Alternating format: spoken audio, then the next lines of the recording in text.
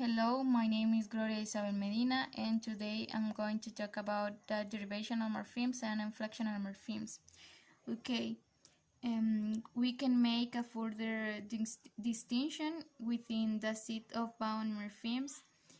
In English, one type of bound morphemes consists of derivational morphemes that are used to create new words or to make words of a different grammatical class from the stem.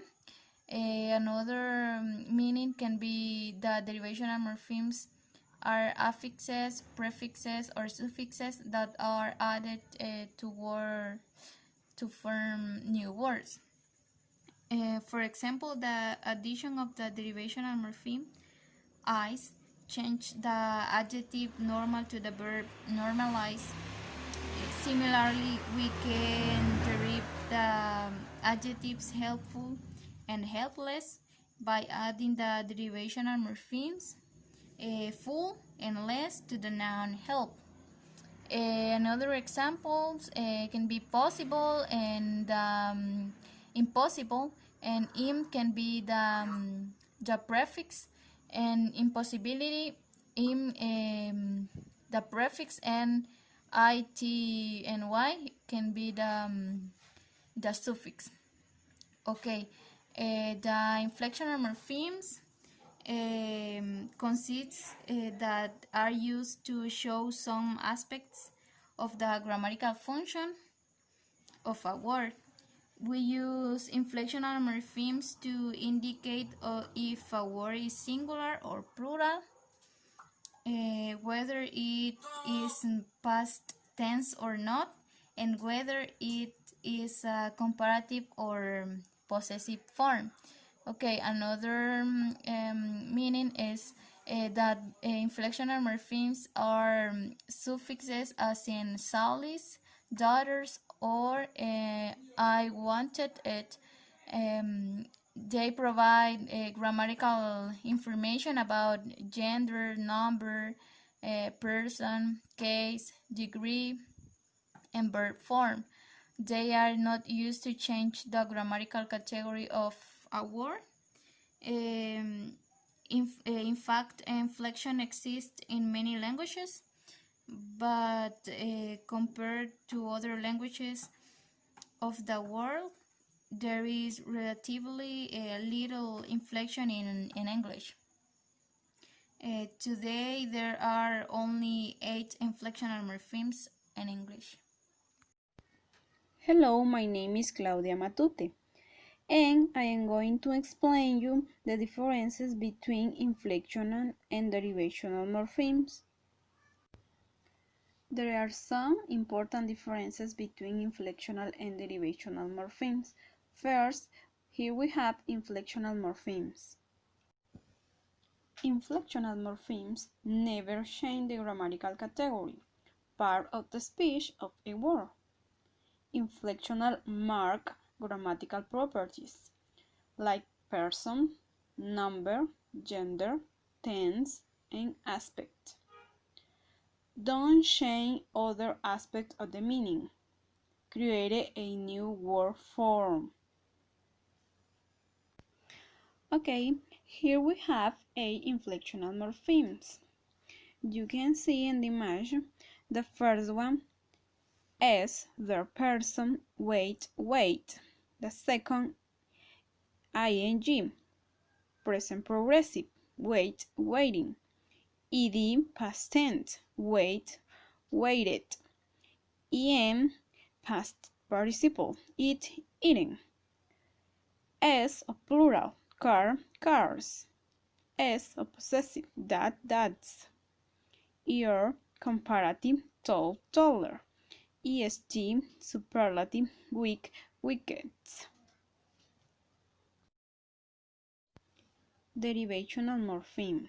However, derivational morpheme often change the part of the speech of a word. Derivational morpheme change the meaning of the word and also create a new word. Typically, have clearer semantic content, and they may change the lexical category of the word. Derivational morpheme for more numerous than inflectional morphemes allow productivity involved in the containing of the new word can be prefix or suffix. Suffixes usually, but not always, change word class. Prefix usually don't. Remember, it is really important to know the differences about the inflectional and derivational morpheme and know where do you use it in the words. Hi, my name is Catherine Matute. Here we have some example of derivational and inflectional morpheme. Derivational morpheme can be before or after the word.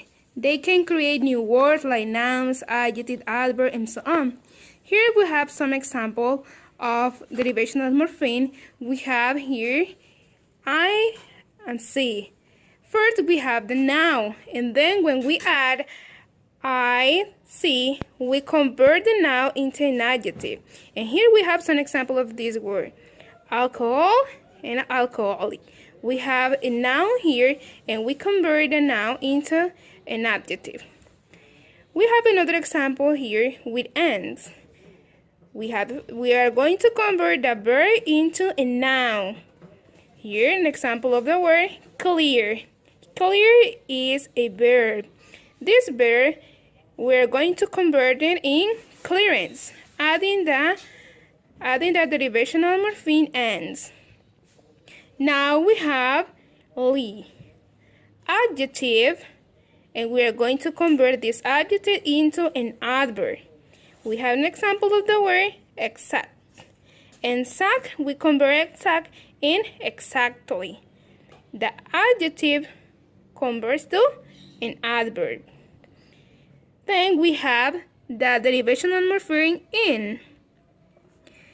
We have an adjective here, and we are going to convert the adjective to an adjective with the same. Define, adding the in derivational morpheme, we will tell indefine. Then we have able. We are going to convert a verb into an adjective. Then we have the verb read, and adding the derivational morpheme able, we are going to convert the verb into an adjective, and we are going to get readable.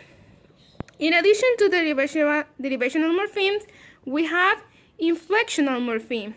They cannot be before the word, only at the end. Then inflectional morphemes can be prefix, only suffixes.